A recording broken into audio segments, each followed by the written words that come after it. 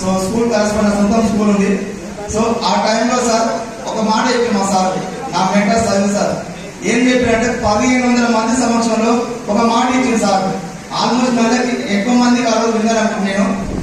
సత్య నీకు డిసెంబర్కి ₹1,00,000 వస్తాయి, నీకు నో డౌట్ కారు కూడా వస్తుంది, డిసైడ్ అయిపో అని చెప్పాడు. ఆ మాట నాకు బలంగా చెప్పింది సార్.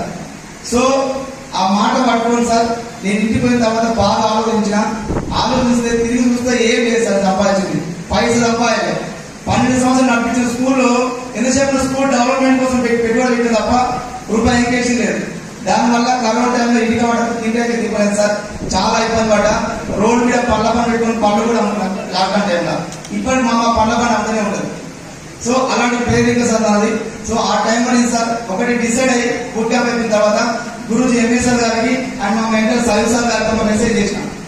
నేను ఈ రోజుకి ఫుల్ టైం రెస్ట్ చేసి